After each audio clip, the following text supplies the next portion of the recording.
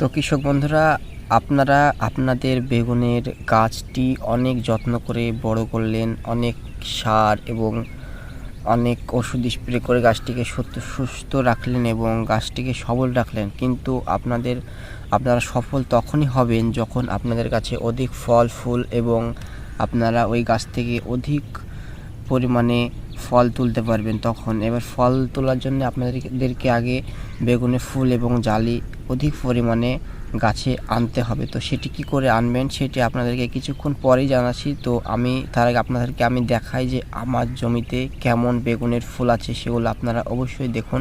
তার কারণ আমার বেগুনের জমিতে অধিক ফুল ফল একদম গাছে ভর্তি হয়ে গেছে। তো সেটি কিভাবে হবে সেটি আপনাদেরকে জানাবো কিছুক্ষণ পরে। তো আপনাদেরকে আমি দেখাই, আপনারা দেখতে থাকুন যে আমার গাছে কি ফুল ফল কি পরিমাণে আছে এখন। তো কৃষক বন্ধুরা, আপনাদেরকে আমি দেখাচ্ছি যে আমার গাছের কি অবস্থা। হ্যাঁ, তো এইখানটা যদি খেয়াল করেন, একটা ছোট্ট জালি পড়েছে এবং ফুল থোকা ফুল এখানে ফুল দেখতে পাওয়া যাচ্ছে। এখানে একদম থোকা ফুল, আপনারা খেয়াল করলে বুঝতে পারবেন। এখানে জালি, এখানে একটা জালি, ঠিক আছে। একটা ডালে কতগুলা আপনারা দেখতে পাচ্ছেন থোকা ফুল, একদম থোকা। যেখানে আমি দেখাবো সেখানটাই থোকা ফুল এবং ফল আপনারা দেখতে পাবেন। এখানেও আপনারা খেয়াল করলে দেখতে পাবেন একদম প্রত্যেকটা জায়গায়, হ্যাঁ প্রত্যেকটা জায়গায় প্রত্যেকটা গাছে একই অবস্থা। যেমন এখানে যদি আপনাদেরকে দেখাই, এখানে দুটো একদম জালি দাঁড়িয়ে গেছে, এখানে একটা ফুল আছে। হ্যাঁ, তারপরে এখানে যদি আপনাদেরকে ফুলটা দেখায় ফুলের থোকা, ঠিক আছে। আপনারা বিশ্বাসই করতে পারবেন না যে এমন আবার হয় নাকি। হ্যাঁ, তো আমি আপনাদেরকে আরও দেখাচ্ছি। দেখুন, আপনারা এমন পরিমাণে ফুল ধরেছে গাছে, যদি যেই পরিমাণ ফুল ধরেছে আপনারা যদি এই পরিমাণে ফুল ধরাতে চান তো ভিডিওটা অবশ্যই লাস্ট পর্যন্ত অবশ্যই দেখবেন, কারণ আমি সব একটু করে বলতে থাকবো আর আপনারা সেটি নোট করতে থাকবেন, ঠিক আছে। তো প্রত্যেকটা গাছে এখানেও দেখতে পাচ্ছেন একটা জালি, ঠিক আছে। এখানে ফুলের থোকা, এখানে সব প্রত্যেকটা আপনারা দেখতে পাবেন প্রত্যেকটা জায়গায় ফুলের থোকা, সিঙ্গেল ফুল নেই বলতে গেলেই চলে, একদম থোকা প্রত্যেকটা গাছে, একদম প্রত্যেকটা গাছে ফুলের থোকা, একদম প্রত্যেকটা গাছে প্রত্যেকটা জায়গায় আপনারা খেয়াল করলেই দেখতে পাবেন যে আমার জমির প্রত্যেকটা গাছে ফুলের ফলের কি অবস্থা। প্রত্যেকটা গাছে ফল ফুল ভর্তি, ঠিক আছে। তো ফল একটা করে জালিতে পরিণত হচ্ছে, ফুলগুলো সব নতুন, তাই একটা দুটো করে জালিতে পরিণত হচ্ছে এবং প্রত্যেকটা গাছ আপনার খেয়াল করে দেখতে পাবেন, ঠিক আছে। প্রত্যেকটা গাছে আমার এখানটায় ফুল এবং ফলে ভর্তি হয়ে এসেছে। তো দেখুন প্রত্যেকটা গাছে, কোনটাতে দেখাবো বন্ধুরা। প্রত্যেকটা গাছে একই অবস্থা প্রত্যেকটা গাছে ফুল ফলে ভর্তি, দেখতেই পাচ্ছেন আপনারা। তো চলুন আপনাদেরকে জানাই এবার আপনারা কিভাবে এই পরিমাণ ফুল ফল আনতে পারবেন। তো চলুন আপনাদেরকে বলি। তো কৃষক বন্ধুরা, আপনারা দেখলেন তো কি পরিমাণ ফুল ফল আমার জমিতে রয়েছে, প্রত্যেকটা গাছে একদম থোকা। তো আপনারা যদি এই পরিমাণ ফুল ফল আপনাদের গাছে রাখতে চান তো অবশ্যই ভিডিওটি ফলো করুন। তো চাষি বন্ধুরা, আপনারা দেখছেন গ্রিন সাকসেস ইউটিউব চ্যানেল এবং আমি আপনাদের সঙ্গে আছি রানা। তো চ্যানেলটা অবশ্যই সাবস্ক্রাইব করে রাখবেন, কারণ আমি নিত্য নতুন ভিডিও যে কোনো চাষের আমি এই চ্যানেলে আপলোড করে থাকি। আমার অভিজ্ঞতা আপনাদেরকে জানাই, তো আপনাদের অবশ্যই ফলো করে রাখবেন আমার চ্যানেলটি এবং একটি লাইক করবেন এবং কমেন্টে জানাবেন যে আপনার বেগুনের জমির কী অবস্থা এবং আপনারা কি চাষ করছেন এখন, ঠিক আছে। তো চলুন আপনাদেরকে জানাই কি সার এবং কি স্প্রে করলাম আমার গাছে, তারপরে এই পরিমাণ ফল ফুল আসলো। তো প্রথমে যদি আমি সারের কথা বলি, কৃষক বন্ধুরা আপনাদেরকে মাথায় রাখতে হবে সার সবসময় কম্পোজিশন দেখে সার দিতে হবে, সিঙ্গেল সার দেওয়া যাবে না।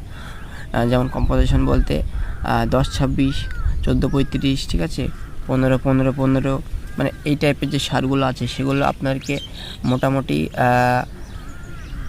500 গ্রাম মোটামুটি এক কাঠাতে রাখতে হবে প্রত্যেক সার যখন দিবেন তখন। এবং ডিএপি 1 কেজি করে প্রত্যেক কাঠায় 1 কেজি করে ডিএপি দিতে হবে।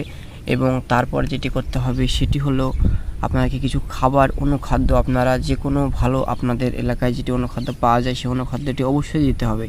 এবং এটি করতে হবে মোটামুটি 15 থেকে 20 দিন পর পর এটি চালিয়ে যেতে হবে। এবং এর সাথে কিছু স্প্রে করতে হবে, সেটি হলো আপনাকে অ্যামিনো অ্যাসিড এবং হিউমিক অ্যাসিড, এটি অবশ্যই এটিকে স্প্রে করতে হবে। এবং তারপরে আপনারা বোরন, ঠিক আছে, বোরন অবশ্যই স্প্রে করবেন। এবং মাটিতে সারের সঙ্গ দিতে পারেন। বোরন একটি অত্যন্ত ভূমিকা গ্রহণ করে এই গাছের গাছের ফুলটাকে ফলে পরিণত করতে। ঝরবে না ফুলটা এবং ফলটা সবল হবে। হ্যাঁ, তো আপনারা বোরন অবশ্যই স্প্রে করবেন এবং গাছে সারের সঙ্গে আপনারা দিতে পারেন। একটা যে কোনো ভালো কোম্পানির বোরন আপনারা এটা ব্যবহার করতে পারেন। এবং তারপর আপনাদেরকে একটা ব্যবহার করতে হবে টনিক, যেটি গাছের ফল গ্রোথ, ফলের সাইজ সবগুলো নিয়ন্ত্রণ করে রাখবে এবং অধিক ফল এবং অধিক ফুল আপনার গাছে এনে দেবে। তো এটি আপনাদেরকে যেটা বললাম সেটা পর স্টেপ বাই স্টেপ আপনাকে ফলো করতে হবে। যেমন 15 থেকে 20 দিনের ভিতরে দিতে হবে। এবং যে স্প্রেগুলো বললাম, স্প্রেগুলি আপনাদেরকে মোটামুটি বারবার রিপিট করতে হবে, ঠিক আছে। হয়তো অ্যামিনো অ্যাসিড এবং হিউমিক অ্যাসিড দেওয়ার 2 থেকে 3 দিন পরে আপনারা বোরন স্প্রে করলেন। তারপরে কিছুদিন পরে আবার আপনারা একটা টনিক স্প্রে করলেন, যে কোনো একটি ভালো টনিক যার মধ্যে নাইট্রোজেন আছে, হিউমিক অ্যাসিড আছে, অ্যামিনো অ্যাসিড আছে, ঠিক আছে, নিউট্রন্স আছে, মানে যেগুলো থাকার দরকার একটা ভালো টনিকে। সে আপনাদের একটা ভালো টনিক আপনারা ব্যবহার করবেন। আপনাদের জনপ্রিয় বা আপনারা যেটি ব্যবহার করেন সেই একটি ভালো, যেটাতে অনেক রকম জিনিস আছে যেগুলো গাছের জন্য অত্যন্ত গুরুত্বপূর্ণ, সেটা আপনারা অবশ্যই ব্যবহার করবেন, ঠিক আছে। তাহলে আপনাদের গাছে তারপরে এইটি যেটি বললাম, এটি করার পরে এটি রিপিট করবেন, বারবার রিপিট করবেন, ঠিক আছে। মোটামুটি 2-1 রিপিট করার পরেই আপনারা গাছে এই পরিমাণ ফল আনতে সহজেই পারবেন। কিন্তু একটা জিনিস মাথায় রাখবেন, গাছে অধিক পরিমাণে ইউরিয়া দিয়ে দেবেন না, ঠিক আছে। ইউরিয়াটি সবসময় চেষ্টা করবেন কম দেওয়ার।